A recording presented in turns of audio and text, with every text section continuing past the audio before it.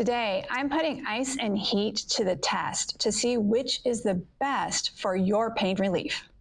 Many people are confused about when to use ice versus heat, or if they should use a combination of ice versus heat for their injury or issue.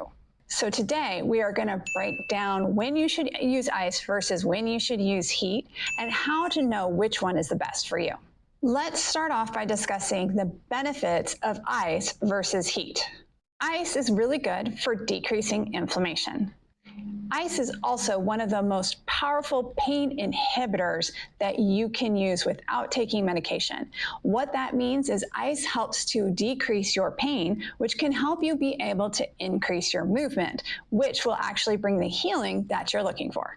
And an unknown benefit of ice is that it actually helps to calm down your central nervous system. You see, when you have pain, you tend to get into a fight or flight mechanism. So your body reacts to the pain and thinks, I need to run away, I need to get away from this, except for the pain is in your body, so you can't actually get away from it. So by using the ice to decrease the pain, it will actually help to calm down the central nervous system and get you out of that fight or flight. So what are the benefits of heat? Well, heat feels warm and cozy, and it will definitely make you feel better, at least in the short term. Heat will help to increase blood flow, and a lot of people feel like that's why they want to use it to improve healing. And I understand that because increased blood flow in general does increase healing. However, there is one caveat to that, and that's an area that has increased edema or inflammation. It's puffy, it's swollen. You see the signs that things are stuck in that area, and you increase blood flow. What's going to happen is you're going to get the good nutrients there, but they're going to be stuck there and they can't actually clean out and get rid of the stuff that needs to get out of that area. So if you have a stagnant area, which you would know by that increased swelling or edema, then you don't actually want to increase the blood flow to that area because that can actually make your problem worse. And heat will make you feel less stiff, at least initially. Now, we see this a lot in arthritis issues. People who are suffering with arthritis, especially when it's happening in multiple joints, will want to apply heat to that joint because it makes it feel less stiff initially, because it increases the blood flow. However, arthritis is an inflammatory condition, which means if you add heat to it, overall it's going to increase the inflammation. And in general, people who have really arthritic joints tend to have increased inflammation. And so that area is not going to be able to clean itself out, which means overall it will lead to more stiffness. Here's how I see this playing out most commonly. I've had multiple patients who came in here who had arthritis in their low back or in their SI joints, and they would tell me that they would go to sleep on a heating pack. And they said it helped them feel good and get more comfortable in bed, which that I'm a fan of because when you're sleeping is when you're healing, and that's super important to make sure you're getting good quality sleep. However, when they got out of bed in the morning, they were very stiff and it was difficult to move because they had that heat at night, which increased the blood flow, which increased the stiffness and the tension because the area was not able to clean itself out because of the arthritis that was underneath. So if you use heat at night and find yourself waking up with more stiffness, that means your body's not able to process that during the night. And it could be that that heat pack at night is actually increasing that stiffness in the morning. Now, I go into this in a lot of detail in my book, Movement is Life, to really understand the difference between heat versus ice, as well as local versus systemic heat. So if you'd like to understand more about this, I'm going to drop the link below to my book, Movement is Life, and you can read more about that there.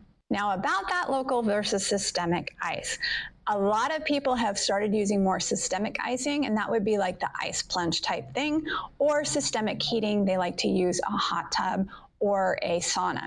Now, this is different. What I was talking about earlier was more specifically geared towards a local application, so an ice pack or a heat pack. When you're talking about more of a systemic application, the same principles do apply, but it is a little bit different, particularly when it comes to heat. So when it comes to heat that you're applying systemically, so like let's say you're going into the hot tub for 10 or 15 minutes, and maybe while you're in there, you're doing some stretches or some light exercises stretches and actually getting some movement because you feel better in there, that in the long term can be super beneficial for you. It can help to improve the blood flow throughout your body, much like a cardiovascular exercise will. But cardiovascular exercise may be something you can't tolerate right now because you're having pain. So the hot tub makes you feel better. You get increased blood flow throughout the body, and it doesn't tend to focus in those stagnant areas. Now, at this point, you may be super confused of when do I use ice? When do I use heat? When is it okay to do it systemically versus locally? So I'm going to give you some general guidelines here that are really, really helpful. The first thing is that if you are dealing with an injury, so you've sprained your ankle, you've sprained your knee, you've hurt your shoulder, your rotator cuff, you want to use ice for the first 48 to 72 hours. Your body is going to try to heal that issue. You need to manage the inflammation. Yes, inflammation is good because it brings in all the healing cells. However, we don't want to create a stagnant area with all of that inflammation. So ice is going to help to decrease the pain and get us slowly moving. If you're looking for something to decrease the pain after those 72 hours, ice is going to be your thing as opposed to heat. Ice is what is responsible for pain inhibition. That means it actually eliminates the pain or decreases the pain for a short period of time. Now, a lot of people will say, yeah, but it wears off. And yes, I agree, it does, which is why I recommend if you're going to be icing, to ice for 5 minutes and then do that every hour if you're in a lot of pain. Now, for people who just have more intermittent pain, I recommend that they ice for 5 minutes multiple times, 3 to 5 times per day. And even for my patients who just have a little bit of pain, then I recommend that they ice at least once or twice a day, but again, only for 5 minutes. 5 minutes is what's been shown in the research to bring the max pain inhibition. Now, a lot of people will ask me, can I ice for longer than that? Sure. If you want to, you can ice longer than that, as long as you understand 5 minutes is what's required for the max pain inhibition. Now, if you are watching Netflix and you want to sit there for 20 minutes with the ice pack on, I don't have a problem with that. Before you go put it back in the freezer, that's fine, just as long as you understand 5 minutes for max pain inhibition. So do I ever recommend heat? I can say if you feel generalized stiffness throughout your body, and this is kind of the stiffness of like you had a really hard workout type of stiffness, then I definitely do recommend thinking about a sauna or a hot tub and doing more of that systemic heating. And while you're in there, to do some light stretching to get things moving better. Because usually when you're in that warmer environment, it's a little bit easier to move. So that could be stretching the specific joints that are more tender or painful, or just doing some general active range of motion, which is just moving the joints through their normal range of motion, your normal motion that you have available on a regular basis, to just get things moving around a little bit better. So using heat, especially if it's a systemic, so it's throughout your whole entire body, can be really helpful to improve your movement. And as I always say, movement is life. Every tissue in your body is designed to heal itself as long as it's moving correctly. So if you can use that heat to help you get more movement, then that's going to bring more healing to your body. Now, I know that this is a pretty controversial video, and many people like to use heat. They believe that it makes them feel better. So here's what I can ask you, is if you use heat for the next 12 to 24 hours, do you have decreased pain? If you found that heat does help to decrease your pain, then that's fine. Continue on with it.